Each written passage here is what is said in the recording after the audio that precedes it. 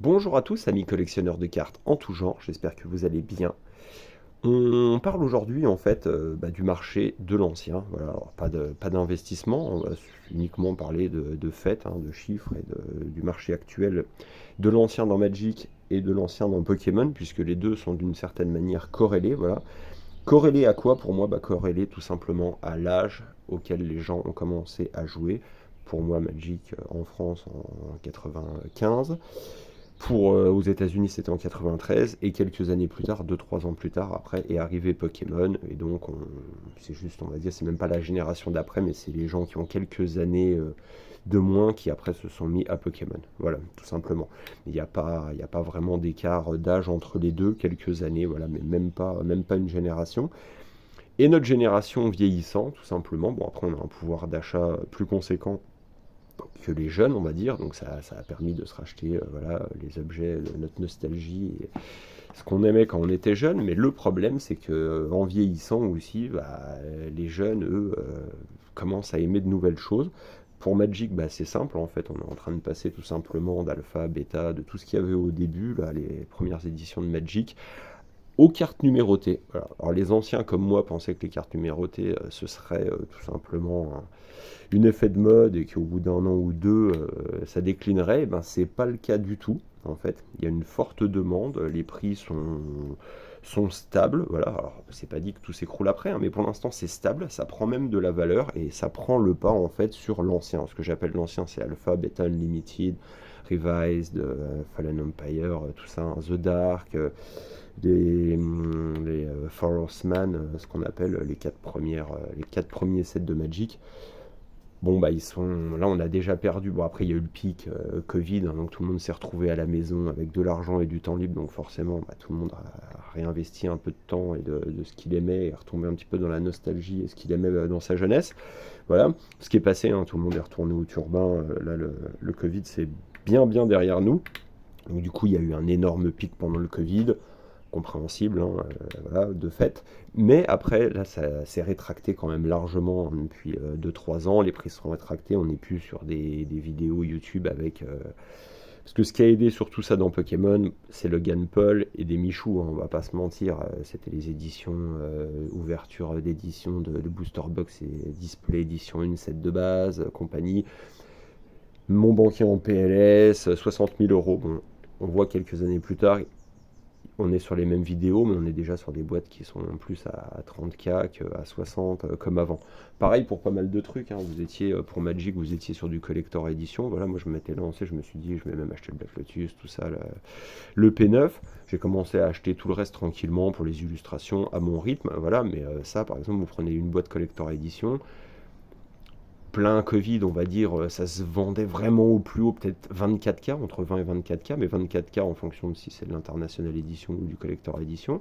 Voilà, parce que le print run n'est pas le même. Mais alors, franchement, là, on en a dans les groupes à 9 750 € par exemple. Enfin, en dessous de 10K, ça ne se vend pas, hein. Donc on a perdu 50, 60, voire 70% par exemple sur ce type d'item. On a de plus en plus de Black Lotus, de choses comme ça qui sont en vente dans les groupes et qui ont un mal fou à se vendre. Voilà. Je pense qu'il y a toujours des échanges, mais à sortir du cash pour des grosses cartes, il y a de moins en moins de monde. Et puis voilà, moi j'ai 43 ans, les gens qui ont vraiment collectionné ça et aux États-Unis, donc c'est quelques années avant, c'est des gens qui ont allé 50 ans, ou, enfin 45, 50 ans. Est-ce qu'ils vont collectionner les cartes Magic jusqu'à leur mort? C'est pas dit. Donc après, il y a comme dans tous les domaines, il y a des baleines, des gens qui ont énormément de stock, des millions. Et ils vont avoir, là ils sont en train de réfléchir, parce qu'ils vont avoir un mal de fou à les vendre sans que ça se voit, quoi, sans faire couler le bateau, comme on dit. Voilà, quoi, parce qu'il y a tellement d'items à mettre sur le marché et qui, soi-disant, sont à des prix exorbitants que tout risque de se casser la gueule, quoi. Voilà, tout simplement. Donc le marché de l'ancien sur Magic, c'est pareil, hein, je pense qu'on a perdu depuis 3-4 ans, on a perdu peut-être 50% sur vraiment tout ce qui est ancien en termes de prix, et ça chute encore sur certains trucs à 60-70%. Je pense que voilà, hein, même que ce soit Arabian Night. Après, il y a quelques cartes qui se vendent toujours bien. Vous avez des Jusem, Jean, Arabian Night, ça se vend toujours bien, mais ça baisse quand même un petit peu. Et puis après, c'est porté toujours par des grosses ventes. Voilà. Alors nous, de notre côté, dans Magic, on a, enfin de notre côté, je dis de notre côté, que je suis un amoureux de Magic, mais on a Post Malone, voilà, qui a acheté l'anneau unique, 2 millions de dollars par là, vous me reprendrez, c'est peut-être un petit peu moins, un petit peu plus avec les frais et compagnie. Enfin, 2 millions de dollars, donc grosse hype. Qu'est-ce qui s'est passé après? Là, il y a une carte Magic, c'est un record qui s'est vendu 3 millions d'euros, je crois, c'est une artiste proof Black Lotus, signée par Christopher Rush, donc 50 exemplaires, signée par un illustrateur qui en plus depuis nous a quittés, donc les prix sont montés en flèche. Une vente à 3 millions, mais alors dites-vous un truc, ça ne reflète pas du tout le marché de l'ancien dans Magic, hein. Mais alors pas du tout, si vous suivez dans les groupes, moi je fais ça journalièrement, mais ainsi que voilà, la bourse, les trucs de base, quoi, or, argent, enfin métaux précieux, bitcoin, voilà, les deux, trois trucs à regarder un petit peu journalièrement pour voir ce qui se passe dans le monde. Mais donc je fais exactement la même chose pour les cartes, et vous voyez, c'est très très compliqué en ce moment. Donc faut pas se fier aux effets d'annonce, voilà, parce que ça se trouve c'est une société qui vend des cartes, vous voyez ce que je veux dire, qui a racheté le truc pour pouvoir vendre derrière après ces occasions. Enfin, je crois qu'on sait même pas qui est l'acheteur, je crois qu'on sait qui est le vendeur, mais pas l'acheteur. Ou l'inverse, mais je crois que l'acheteur pour l'instant est confidentiel. Donc voilà, ça reflète pas du tout le marché. Voilà, c'est 3 millions de dollars là, cette carte Magic, c'est un record, mais ça ne reflète pas du tout le marché. Et pareil, pareil pour Pokémon, hein, parce que pour Pokémon, voilà. Bon, nous on a plus de chance, on a Post Malone, vous avez Logan Paul, voilà, dans Pokémon. Voilà, il a commencé à ouvrir des boîtes, et donc du coup tout le monde s'est mis à l'ancien, et bon, bah, depuis qu'il n'y a plus trop de gens qui en ouvrent, bon, bah, ça a été délaissé. Et puis bon, dans Pokémon, on sait très bien que tout ce qui a été fait, tout ce qui a été édité au début, des Dracofeu édition 1 et édition 2, il y en a à l'appel, ça a été, voilà, ça a été fait à l'appel. Alors il y en a une paire qui ont été destroy, mais il y en a à l'appel, à l'appel, à l'appel. Donc voilà. Donc non, bah, le marché de l'ancien va mal, c'est plutôt repris. Après pour Pokémon, bon, bah, on est sur Diamant et Perle, là, tout ce qui est X, voilà, donc c'est vraiment, on voit que c'est une question de générationnelle, quoi, voilà, les gens qui avaient 15 ans et qui rêvaient d'une carte, ou 10 ans et qui rêvaient d'une carte et qui n'ont pas pu se la payer par faute de moyens, bah, tout simplement quand ils ont 25 ou 30 ans, et même s'ils n'ont pas vraiment réussi dans la vie, ils auront quand même les fonds pour s'acheter ces cartes, donc ils se les rachètent, voilà, tout simplement. Mais nous, honnêtement, les gens qui ont commencé à avoir 40, 50 ans, je pense que tout ça, voilà, c'est très très beau, hein, c'est très très beau. Vous regardez ici, voilà, c'est des terrains de 1994, imprimés en 1994, première édition Magic en français. Tout est sorti de booster, vous en avez 900 dedans. C'est magnifique, voilà, ça vaut 1 euro. Là pour l'instant, ça vaut, allez, en moyenne, on va dire 1 euro. Voilà, c'est 1 euro la carte, il y en a qui valent un tout petit peu moins, et puis les autres, autrement, on est sur peut-être du 2 euros sur certaines îles, quoi, sur les couchers de soleil, je crois, un truc comme ça. Donc voilà, donc ça fait, ça c'est pareil, moi j'avais acheté ça autant parce que je me suis tapé un délire et parce que je suis un acheteur compulsif, donc du coup vous pouvez regarder, je l'avais déjà fait une vidéo, mais voilà.